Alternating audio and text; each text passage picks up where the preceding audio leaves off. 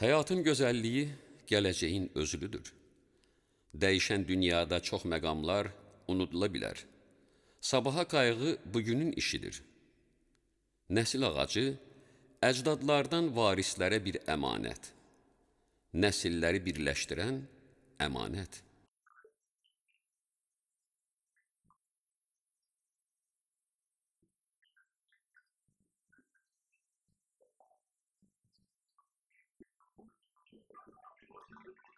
Nəsil ağacı əcdadların keçdiyi yol, müdrikliyi, bugünün suallarının cavabıdır. Sabaha ötürülən bir dəyərdir. Yalnız sizə məxsus. Sizi birləşdirən dəyər, yeni dəyərlər. Nəsil ata-babadan qalma bir mirasdır.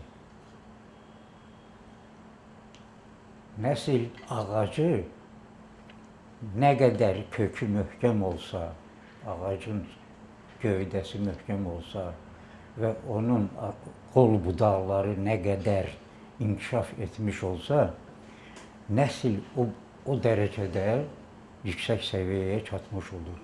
Bu ağac evin özlü qoyulanda əkilib. Cəmi 15 il öncə. Özü də neçə illərdir hər payızda bar verir.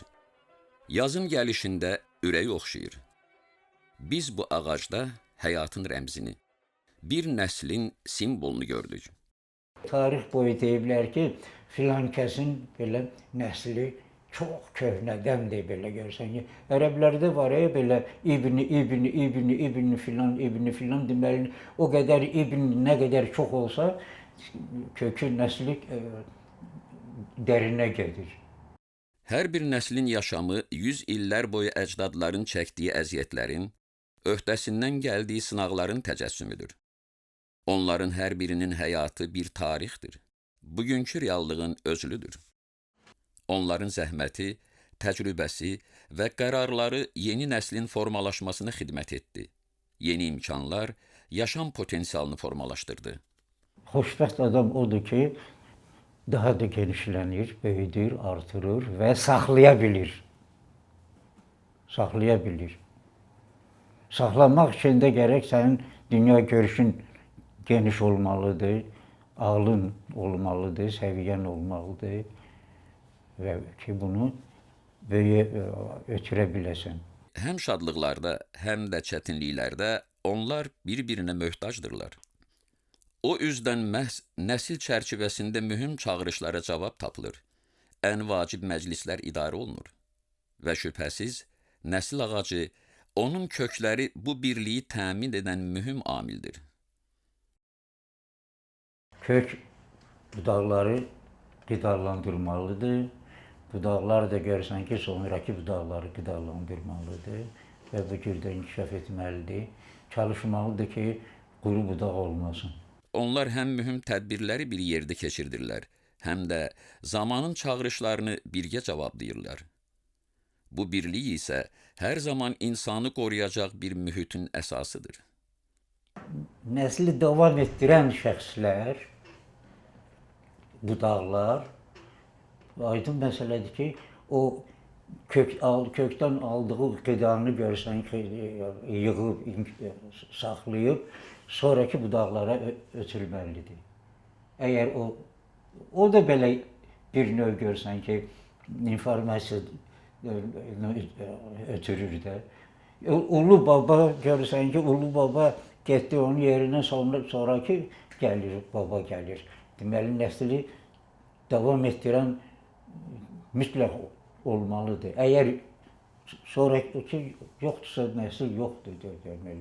Ona görə nəslin davamı üçün gələcək nəsillər görsən ki, sağlam yetişməlidir. Belə hallar isə nəslin düşüncə tərzinin formalaşmasında mühüm rol oynayır. Ağıllı övladları olan valideynlərdən xoşbəxt insan ola bilməz.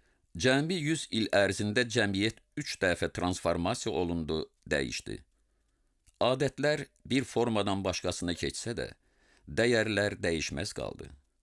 Sınaqlar bir-birini əvəz etdi, insanlar isə dəyişmədi. Alamet dayı deməli görürsən ki, o Əşrəfi bu səviyyəyə çatdıra bilib, yəni kökü qoyub da, o qoyub. İndi Əşrəf onu davam etdirməlidir. O olur həmin nəsil ağacı. Hər üç nəsli birləşdirən mühüm amil var. Nəslin, gələcəyin qayğısı. Ona görə görürsən ki, dədə-babaların, ulu babaların onu saxlaya bilən oğullar gərək.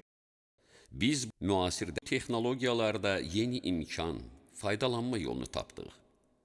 Doğmaların təması, hünərləri, xoş günləri bugün, sabah üçün Nəsil ağacı sənədli filmində.